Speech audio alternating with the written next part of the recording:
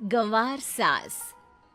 ममता ने अपने बेटे को पढ़ा लिखाकर बड़ा आदमी बनाया। अब वो शहर में अपने परिवार के साथ रहता है। एक दिन ममता का बेटा रोहन अपनी पत्नी आलिया से कहता है, अरे आलिया, सुनो, माँ अब से गांव में नहीं रहेगी। वो हमारे साथ यहीं रहेंगे शहर में। उनका कमरा आज नौकर से बोलकर अच्छे से साफ करवा देना। ओह, आज तो मेरी किटी पार्टी है, फिर मुझे जिम और फिर शॉपिंग। ठीक है, कल करवा दूंगी। अच्छा, लेकिन माँ के सामने ये कपड़े नहीं चलेंगे। हाँ, तुम्हें साड़ी या सूट पहनना होगा। अरे बिल्कुल भी नहीं। मेरे मम्मी पापा ने इतना पैसा लगाकर शादी इसलिए नहीं की थी कि मैं अपनी मर्जी के कपड़े पहन ओढ़ भी ना सकूं। अरे चलो, गुस्सा मत हो, लेकिन कुछ दिन तो माँ की खुशी के लिए कर सकती हो ना। लेकिन आलिया मानती नहीं। माँ आती है सिंपल सी साड़ी, झोला और चप्पल पहनकर। अरे रोहन, मैं इनके साथ कैसे रहूंगी? मेरी फ्रेंड्स क्या कहेंगी? ये तो पूरी गंवार लग रही है। आलिया, माँ गांव में रहती थी इसलिए ऐसी हैं। तुम आज ही माँ के साथ जाकर उनकी पसंद की शॉपिंग करवा देना। इनके साथ घर के अंदर रहना मुश्किल है, बाहर तो मैं कभी भी ना जाऊं। रोहन को आलिया पर गुस्सा आ जाता है।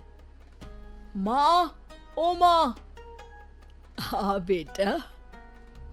वो माँ को ले जाने के लिए उनका हाथ पकड़ता है कि अरे माँ, तेरे हाथ अभी तक इतने कड़े हैं, तूने इसका कोई इलाज नहीं किया?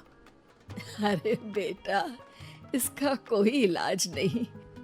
वैसे भी मुझे कोई शर्म नहीं कि मेरे हाथ मुलायम नहीं है, क्योंकि इन्हीं हाथों से मेहनत कर मैंने तुझे बनाया है बेटा। अगले दिन, माँ, मैं ऑफिस जा रहा हूँ। कुछ लाना हो तो आलिया को बोलकर फोन करवा देना। रोहन के जाने के बाद,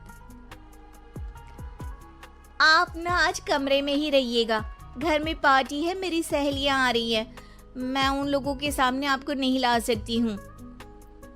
ठीक है बहू, लेकिन तुम कहो तो मैं कुछ खाने को बना दूं तुम लोगों की पार्टी के लिए। वो लोग सिर्फ कॉन्टिनेंटल या थाई फूड ही खाते हैं। कोई बात नहीं, कभी इंडियन खिलाने वाला कोई मिला नहीं होगा ना। मैं बनाकर कमरे में चली जाऊंगी। जैसे आपकी मर्जी। आलिया के घर उसकी दोस्त आती हैं, पार्टी होती है।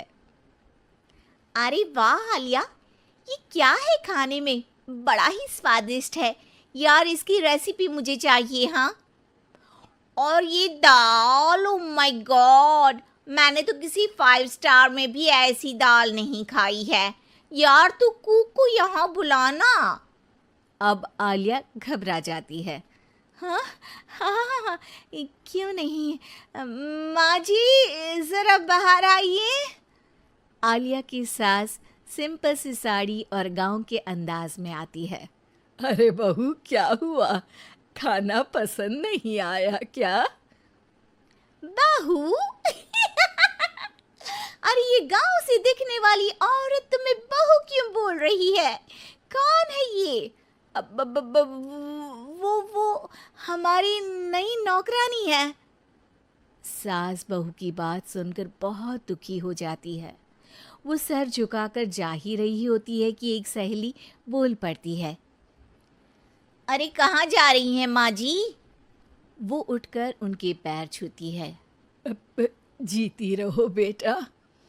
क्या है ना, आपकी शक्ल बिल्कुल मेरी माँ जैसी है। पता है आलिया, मैं शहर पढ़ने आई और फिर शहरी हो गई, लेकिन मेरे माँ पापा तो आज भी गांव में रहते हैं, बिल्कुल इनके जैसे ही हैं। आप यहाँ बैठिए ना आंटी, आप सच में बड़ी खूबसूरत है और आपके हाथ का खाना तो लाजवाब है। काश ये मेरी सास होती। सभी सहेलियां सास को घेर कर बैठ जाती हैं और उनसे खाने की रेसिपी पूछ रही होती है कि तभी घर की बेल बजती है और रोहन आता है। अरे क्या बात है, आज आप लोग हमारे घर में, और ये लोग तो मुझे आलिया से ज्यादा माँ की सहेलियां लग रही हैं। क्या ये आपकी माँ है? लेकिन आलिया ने तो कहा कि ये उनकी नौकरानी है और इन्होंने भी नहीं बताया। वो नहीं बताएंगी क्योंकि उनके लिए बच्चों की इज्जत और उनकी खुशी सबसे पहले है। मुझे माफ कर दो। मुझे इन्हें तुम लोगों से मिलवाने में शर्म आ रही थी कि तुम लोग क्या कहती। अरे अब तो हमें शर्म आ रही है कि तुम हम लोगों की सहेली हो। हाँ, जो माँ जैसी सास को नौकरानी बोले वो हमारी सहेली नहीं हो सकती। ये बोलकर सभी वहां से जाने लगती है कि सास बोलती है, आलिया की तरफ से मैं तुम लोगों से माफी मांगती हूँ। उसने जो कहा उसके लिए मैं उसे माफ करती हूँ। अब तुम लोग भी उसे माफ कर दो, क्योंकि अगर तुम लोगों ने उससे दोस्ती तोड़ी तो फिर मेरे हाथ का खाना कैसे खाओगी? नहीं नहीं आंटी, जरूर आएंगे, लेकिन अब आलिया की नहीं बल्कि आपकी सहेली बनकर।